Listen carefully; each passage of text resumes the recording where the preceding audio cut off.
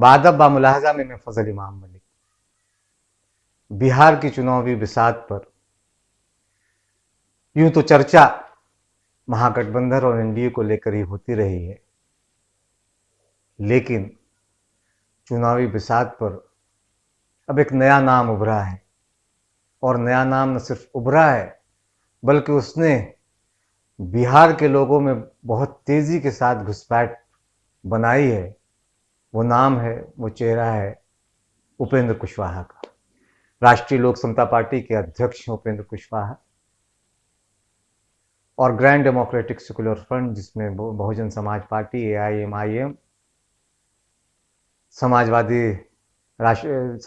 दल, देवेंद्र यादव की party, Samajwadi Janata Dal democratic, Suheldev Bharatiya Samaj party, जनवादी पार्टी सोशलिस्ट, यानी 6 दलों का जो फ्रंट है, उसमें वो मुख्यमंत्री का चेहरा भी है। तो जाहिर है कि एक बड़ा दांव फ्रंट ने कुशवाहा पे खेला है, क्योंकि बिहार में कुशवाहा की तादाद लगभग 10% बताई जाती है, 9.5-10%। और इन वोटों की बुनियाद पर भी अब तक नीतीश कुमार मुख्यमंत्री बनते रहे हैं। वो लव कुश का जो एक समीकरण, एक नारा देकर वो लगातार एक मुख्यमंत्री पद के दावेदार रहे, और इन वोटों के आधार पर ही अभी तक वो अपनी सियासत करते रहे, सत्ता पे काबिज रहे। लेकिन अब उपेंद्र कुशवाहा ने उन वोटों में सेंध लगाने की कोशिश की है जिन वोटों पे के सहारे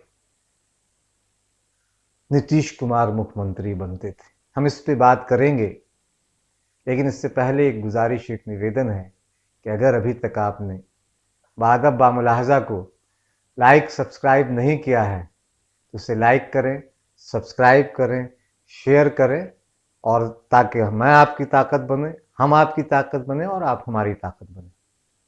बनाने का काम करेगी। अपना मुख्यमंत्री अगर उनको मिल गया किसी तरह से गलती से बढ़ना कर और अपना मुख्यमंत्री बनाने का काम करना चाहते हैं, उसमें अंदर अंदर डीलिंग, माफ कीजिएगा, कहीं न कहीं आरजेडी का भी डीलिंग है।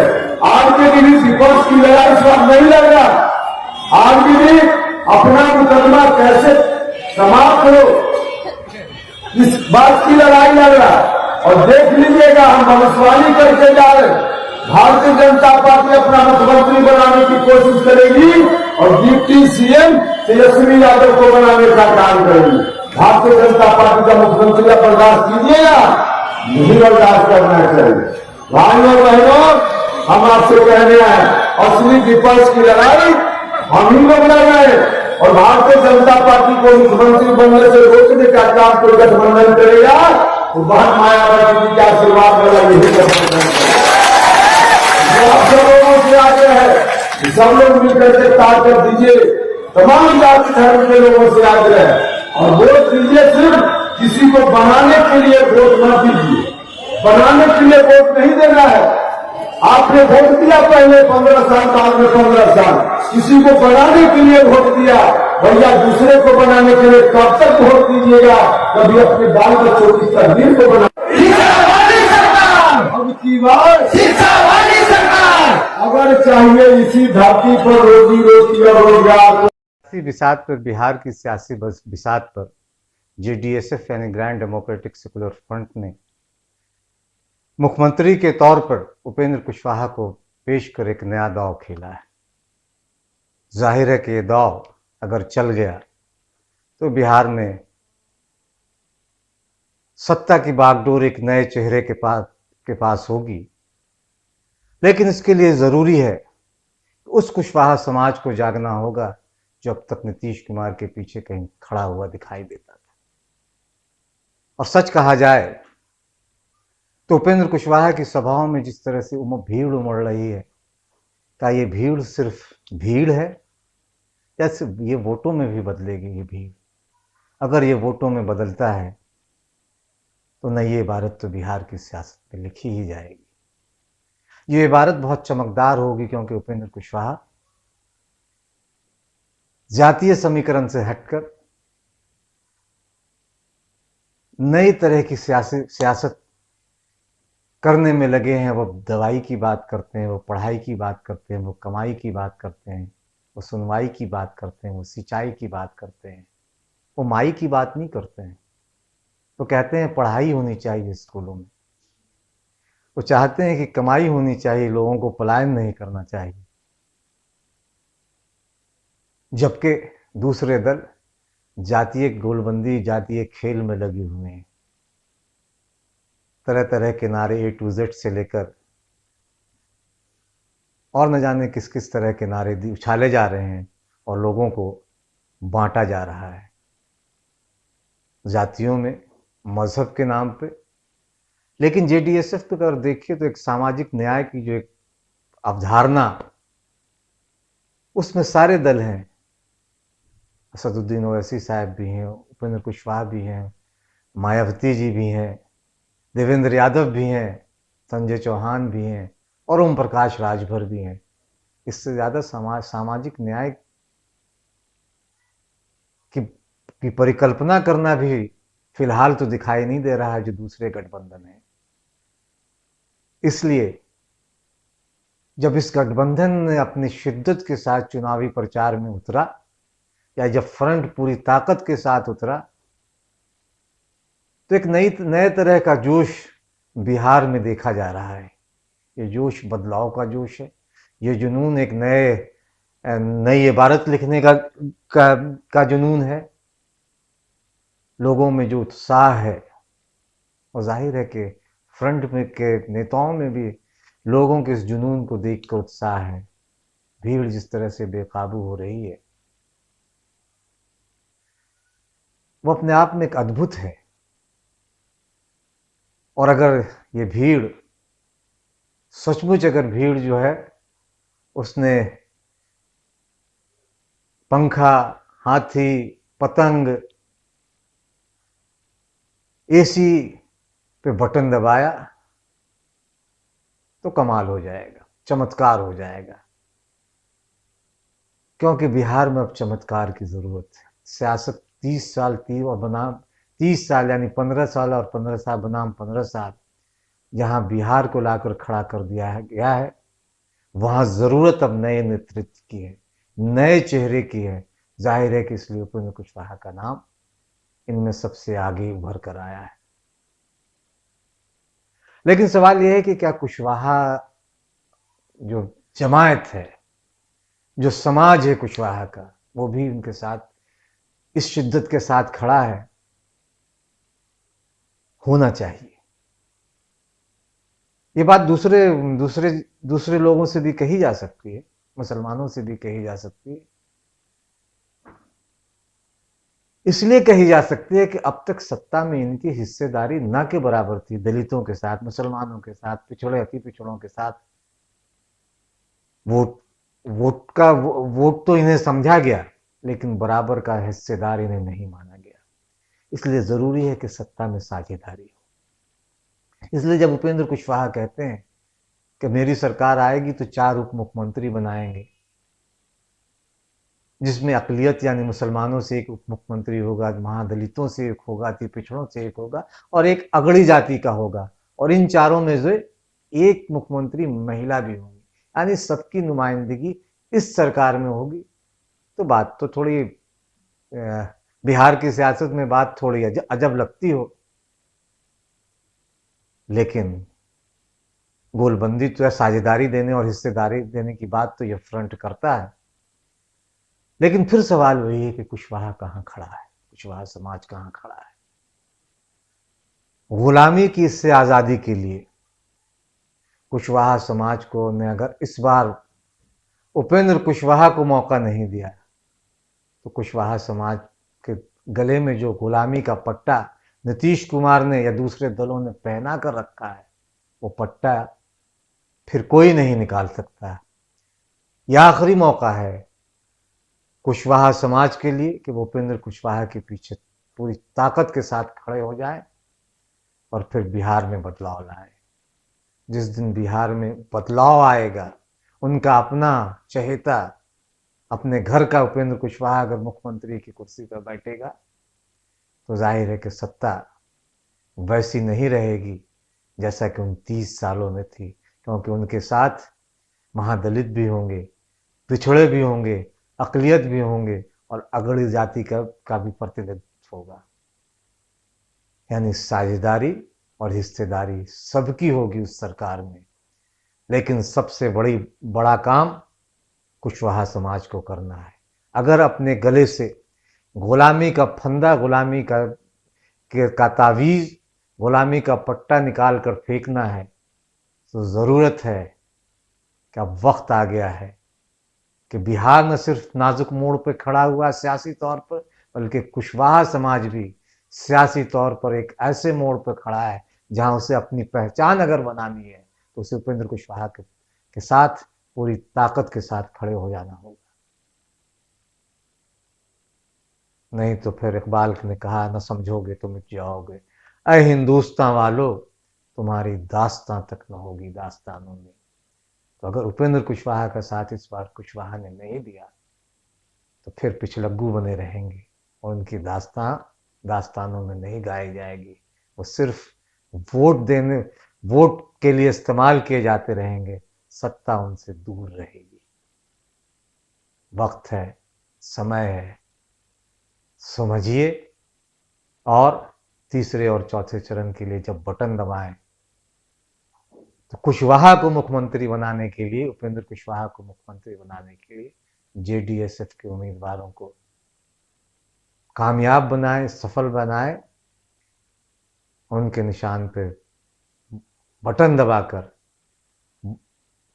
काम सफल बनाएं ताकि उपेंद्र कुशवाहा न सिर्फ मुख्यमंत्री बल्कि कुशवाहा समाज भी उस अंधेरी गली से, उस अंधकार से बाहर निकलकर एक उजले और निखरे सुबह में सांसें ले सकें। इसमें 15 साल और 15 साल 30 सालों तक उनकी सांसों को कैद करके रखा गया था, उनके वजूद को कैद करके रखा गया था। उन्हें आज़ादी मैसर नहीं थी, वो सिर्फ वोट बनकर रह गए थे। ठीक वैसे ही जैसे इस देश की सियासत ने मुसलमानों को सिर्फ वोट समझा, हर 5 साल पर उन्हें झाड़ पोंछ कर अंधे तहखाने से निकाला जाता है, वोट लिया जाता है और फिर से उन्हें उसी अंधे तहखाने में छोड़ दिया जाता है। कुशवाहा समाज का भी हाल इसी तरह का ना हो, इसलिए ज़रूरी है कि कुशवाहा इस बार जागें और उपेंद्र कुशवाहा को मुख्यमंत्री बनाने के लिए जेडीएसएफ के उम्मीदवारों को वोट दें। आपका वोट आपकी गुलामी को तोड़ेगा। उपेंद्र यानी कृष्ण, कृष्ण यानी सारथी। कौन जानता था कि 6 फरवरी 1960 को बिहार के वैशाली जिले के मध्यम वर्गीय किसान परिवार में जन्म लेने वाले यह बालक एक दिन बिहार के विकास का सारथी बनकर उभरेगा। बचपन में ही क्रांतिकारी सोच से लबरेज उपेंद्र ने अपने पिता से एक चीज जो बखूबी सीखी थी, वह अपनी बातों को मुखरता से रखना। चाहे गरीब परिवार के बच्चे हो, अमीर परिवार के बच्चे हो, जब तक शिक्षा नहीं मिलेगी तब तक उनकी तकदीर नहीं आगे बढ़ सकती। इसी का नतीजा था कि अपने छात्र जीवन से ही उपेंद्र ने शोषित, पिछड़ा और वंचित समाज के हकूक के लिए आवाज उठाना शुरू कर दी थी। मुजफ्फरपुर भीमराव अंबेडकर यूनिवर्सिटी से राजनीतिक विज्ञान में स्नातक की डिग्री ली और उपेंद्र जी के संघर्षमय जीवन की कहानी आज बिहार के करोड़ों युवाओं के लिए किसी प्रेरणा स्रोत से कम नहीं है। विराट प्रतिभा के धनी उपेंद्र कुशवाहा जी के विचार हमेशा से मुखर रहे हैं। उन्होंने कभी न्याय का साथ नहीं छोड़ा। इनकी नजर में राजनीति का अर्थ सिर्फ और सिर्फ सच्ची और समर्पित जनसेवा ही है। राजनीतिक में आने से पहले इन्होंने एक शिक्षक के रूप में अपनी सेवाएं दी थी। 1985 के दौरान मुनेश्वर सामता कॉलेज जंदाहा वैशाली में राजनीतिक विज्ञान विभाग के प्रोफेसर रहे। इसी बैकग्राउंड का यह नतीजा है कि उपेंद्र जी शिक्षा का महत्व बहुत अच्छी तरह से जानते हैं और राजनीतिक में आने के बाद भी शिक्षा के क्षेत्र में वे लगातार कार्य कर रहे हैं। बिहार में चौपट हो चुकी शिक्षा व्यवस्था में सुधार को लेकर 2017 में केंद्रीय राज्य सभा रहते हैं भारी संख्या में पटना के गांधी मैदान में जुटी आम सभा और आम जनता और रालोसपा कार्यकर्ताओं के साथ शिक्षा में सुधार करेंगे और कर रहेंगे का संकल्प लिया। इसके लिए चरणबद्ध तरीके से कोई जन आंदोलन भी चलाएं। शिक्षा सुधार संबंधित 25 सूत्री मांगों को लेकर उपेंद्र कुशवाहा जी ने अपने हजारों रालोसपा कार्यकर्ताओं के साथ प्रदर्शन भी किया, लेकिन यह बात सरकार को नागवार गुजरी क्योंकि सत्ता के भूखे लोग यह बात जानते हैं कि अगर बिहार में शोषित, वंचित, पिछड़ा, दलित और गरीब का बच्चा यदि गुणवत्तापूर्ण शिक्षा की घुट्टी पी लेगा तो उन्हें ठगना मुश्किल हो जाएगा, कुर्सी भोगियों का वोट बैंक खराब हो जाएगा। उपेंद्र कुशवाहा को दबाने के लिए सरकार ने इनकी पीठ पर पुलिस या डंडा चलवाए, जिसमें उपेंद्र कुशवाहा समेत कई रालोसपा कार्यकर्ता घायल भी हुए थे। उपेंद्र कुशवाहा जी के इस क्रांतिकारी सोच का नतीजा है आज रालोसपा पूरे बिहार में अपने पढ़ाई, कमाई, दवाई, सिंचाई, सुनवाई और कार्रवाई जैसे मुद्दे जो कि आम जनमानस से सीधे जुड़े हुए इसको लेकर मुखरता से खड़े हैं। 2014 में रालोसपा ने जितनी सीटों से चुनाव लड़ा उन सब पर जीत हासिल की। उपेंद्र कुशवाहा पहली बार 2000 में विधानसभा पहुंचे, उसके बाद 2004 में अपनी काबिलियत के दम पर नेता प्रतिपक्ष चुने गए और एक योग्य विपक्षी के तरह इन्होंने सरकार के हर गलत फैसलों और नीतियों के खिलाफ मुखरता से अपना विरोध दर्ज करवाया। 2010 में उन्होंने राज्यसभा सांसद चुना गया। 2014 में उन्होंने पहली बार लोकसभा चुनाव जीता और भारत सरकार में पंचायती राज और पेयजल स्वच्छता मंत्रालय के मंत्री बनाए गए। लेकिन लोकहितकारी कार्यशैली के विरुद्ध कुछ हफ्तों में ही इनका मंत्रालय बदल दिया गया और टीवी सीरियल में काम करने वाले सानिध्य इन्हें साजिश के तहत शिक्षा राज्य मंत्री बना दिया गया ताकि स्वतंत्र रूप से ये कोई जनहितकारी निर्णय ना ले सके। फिर इन्होंने केंद्रीय और नवोदय विद्यालयों के विकास के महत्वपूर्ण योगदान दिया।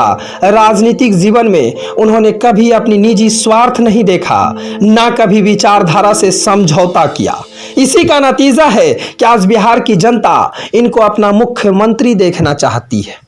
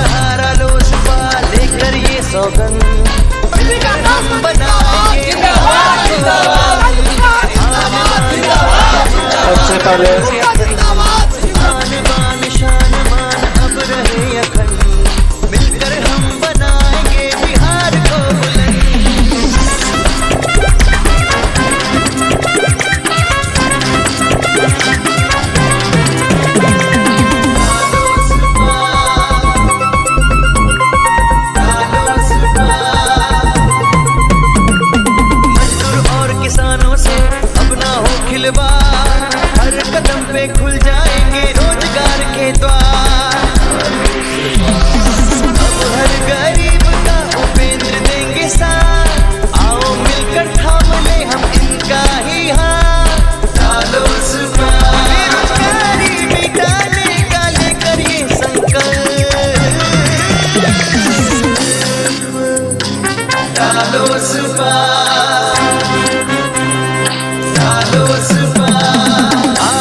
रालोसपा लेकर ये सौगंध, मिलकर हम बनाएंगे बिहार को बुलंद।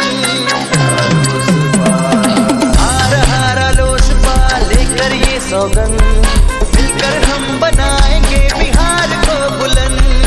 आन बान शान मान अब रहे अखंड, आन बान शान मान अब रहे अखंड।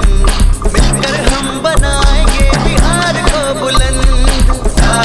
रालोसपा।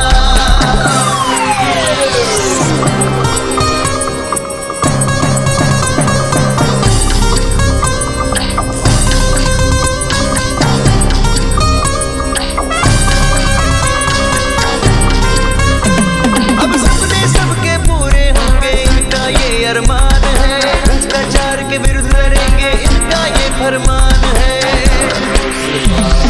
अब तो बिहार में विकास की हो बात, जनता को खुशियों का देंगे सौगात। रालोसपा नारी के सम्मान का लेके ये संकल्प। रालोसपा, रालोसपा, आ रहा रालोसपा लेकर ये सौगंध, मिलकर हम बनाएंगे बिहार को बुलंद। आ रहा रालोसपा लेकर ये सौगंध, मिलकर हम बनाएंगे बिहार को बुलंद। आन बान शान मान अब रहे अखंड, आन बान शान मान अब रहे अखंड। मिलकर हम बनाएंगे बिहार को बुलंद। रालोसपा, रालोसपा।